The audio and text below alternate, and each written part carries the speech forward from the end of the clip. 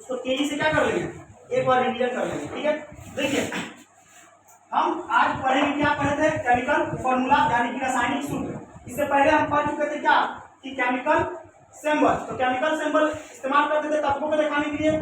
तो रासायनिक जो फॉर्मूला हो यानी कि केमिकल फॉर्मूला जो होगा वो किसको दिखाने के लिए होगा, यौगिक को। पिछले क्लास में बता चुके हैं, ठीक है ना, प्रीवियस क्लास में। तो यानी कह सकते हैं कि हम केमिकल सूत्र के माध्यम से यौगिक को क्या कर सकते हैं, प्रदर्शित करने का काम करते हैं, है ना जी। जैसे तत्वों के लिए क्या इस्तेमाल करते हैं, ठीक है ना, केमिकल सिंबल। तो ये आपका फॉर्मूला दिखाने के लिए इसका कंपाउंड का भी। अब देखिए इसके कुछ नियम है, क्या है, कुछ नियम है, ठीक है।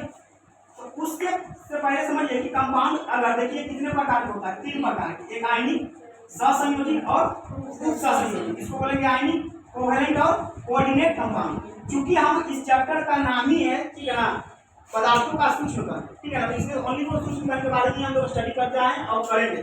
जैसे कि आपको परमाणु देख लिए, अणु देख लिए, और एक क्या बताए थे, आयन बताए थे, क्या बताए थे, आयन बताए थे। तो आयन में ही हम चर्चा करेंगे, ये हम नहीं पढ़ने जा रहे हैं, ठीक है ना, ये हम बताएंगे भी नहीं, आता है, ठीक है, लेकिन ये बताएंगे आगे वाले टॉपिक में। अब देखिए आयनिक में, तो आयनिक जो होता है कोई फॉर्मूला बनता है तो कैसे बनता है, ठीक है ना।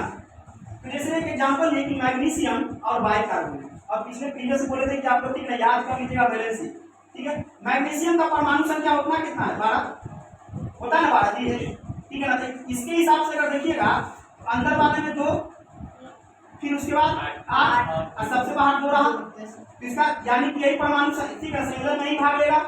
तो किसी भी परमाणु के, ठीक है, महत्तम कक्षा का जो इलेक्ट्रॉन होता है क्या करता है, संयोजी इलेक्ट्रॉन, अंदर वाला कोई इलेक्ट्रॉन, इसका वैलेंसी कितना हो जाएगा, 2। और बाई, ठीक है ना, बाइकार्बोनेट का कितना होता है, 1। अब देखिए चूंकि नियम ये कहता है कि जब भी 2, ठीक है ना, मिलके क्या बनेगा, एक कंपाउंड बनाएगा, एक यौगिक बनाएगा, तो अपने संयोजकता का अदला बदली कर लेता है। क्या कर लेता है, अदला बदली, यानी कि एक्सचेंज कर लेता है। तो देखिए ये जिसका 1 था वो किसके साथ जाके मिल जाता है, 2 के साथ, मैग्नीशियम के साथ, ये 2 इसके साथ जाके मिल गया। यहाँ पे देख सकते हैं, यहाँ पे Mg2 था तो ये वाला 1 कर दिए, और बाइकार्बोनेट का 1 था लेकिन आ गया कौन, Mg वाला। ये फॉर्मूला बन के आया, 1 है तो 1 लिखने की आवश्यकता नहीं, आप ऐसे इसको लिख सकते हैं, ठीक है। अब आइए कि आपका सोडियम क्लोराइड का फॉर्मूला दिए हैं। सोडियम का, ठीक है ना, महत्तम कक्षा में 1 होगा, क्योंकि सोडियम का फॉर्मूला कितना होगा, 11 है जी, 2 8 और बाद में 1 हो जाएगा। क्लोरीन का भी 1 हो जाएगा, इंटरचेंज करेगा तो 1 होगा, 1 होगा, तो 1 देने की जरूरत नहीं है। सोडियम क्लोराइड के लिए फॉर्मूला बन के आएगा। उसका देखिए बेरियम सल्फेट का, तो बेरियम का होता है Ba, इसका वैलेंसी 2, सल्फेट का 2, दोनों इंटरचेंज करेगा तो ये, ठीक है ना, बेरियम पे 2, सल्फेट पे 2, ठीक है। लेकिन समान रहेगा तो लिखने की जरूरत नहीं है, बहुत सीधा बेरियम सल्फेट का फॉर्मूला लिख सकते हैं, BaSO4, ठीक है ना। उसके बाद ये सोडियम कार्बोनेट का, ठीक है। तो देखिए जस्ट देखिए सोडियम का कितना, 1, यहाँ भी 1, बाइकार्बोनेट का 2 होता है।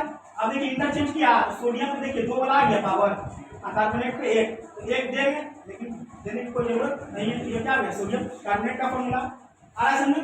उसके बाद देखिए कि फेरस हाइड्रोक्साइड, यहाँ पे फेरिक हाइड्रोक्साइड, इसके लिए एक नोट पॉइंट दिए हैं कि जिसमें अस प्रत्यय लगा हो, क्या हो, अस प्रत्यय लगा हो, यानी कि अंत में अस हो, वो कम वाले को दिखाएगा, जिसमें इक लगा हो वो अधिक वाले को। तो देखिए इसमें क्या लगा हुआ है, फेरस यानी कि अस, तो इसका कितना है 2, यहाँ फेरिक तो कितना है 3, क्योंकि दोनों क्या है, लोहा ही, ठीक है ना। तो ये कम वाला है और ये ज्यादा वाला है। यहाँ पे हाइड्रोक्साइड का कितना होगा, 1, पहले आपस में इंटरचेंज करेगा, ये फॉर्मूला बन जाएगा कि नहीं, ठीक है ना।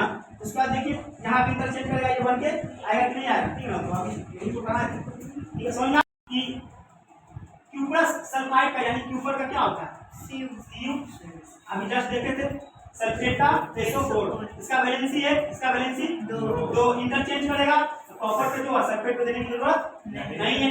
फिर आइए देखिए यहाँ पे एक है, ठीक है ना, क्यूप्रिक, क्या है, क्यूप्रिक, ठीक है। तो क्यूपरस में अस लगा हुआ था, तो पहले ही बताएं कम वाला, और क्यूप्रिक में ज्यादा वाला, इसमें 2 होगा, इसका वैलेंसी 2, ठीक है। और हाइड्रोक्साइड का 2, इंटरचेंज करेगा तो दोनों का समान देने का जरूरत है, तो क्यूपरस एक साइड का फॉर्मूला CuO आएगा, ठीक है। मैग्नीशियम सल्फेट का देखिए Mg का 2 हम लोग देख चुके थे, ठीक है ना। यहाँ सल्फाइड है, सल्फेट नहीं है, क्या है सल्फाइड है, तो SO3 होगा। दोनों का दो वैलेंस इंटरचेंज हुआ देने का जरूरत है तो नहीं, आवश्यकता नहीं है। कैल्शियम नाइट्रेट Ca, ठीक है ना, और नाइट्रेट का क्या होता है NO3, ठीक है ना। अगर नाइट्रेट रहे तो NO3 और नाइट्राइट रहे तो NO2, तो यहाँ क्या है नाइट्रेट तो NO3 होगा। इसका वैलेंसी 2, इसका वैलेंसी 1, इंटरचेंज करेगा तो देखिए नाइट्रेट का कितना 2 बनाएगा, ठीक है। उसके बाद देखिए एल्युमिनियम हाइड्रोक्साइड, तो एल्युमिनियम का A वैलेंसी 3, हाइड्रोक्साइड का 1 देखे थे, तो आपस में इंटरचेंज करेगा, तो एल्युमिनियम पर कोई देने की जरूरत नहीं है, हाइड्रोक्साइड में 3 जाएगा। मिश्रण में क्या होगा कि मिश्रण में जरूरत नहीं है इस तरह की, मिश्रण में केमिकल रिएक्शन हो ही नहीं रहा है। मिश्रण में जो जैसा है बस उसको एक तरह से मिला दिए किसी रेशियो में, किसी रेशियो में मतलब हो सके ज़्यादा भी कम भी, समझ आ रहा, ठीक है। किसी भी रेशियो में मिला दूँ क्या मिश्रण हो जाएगा।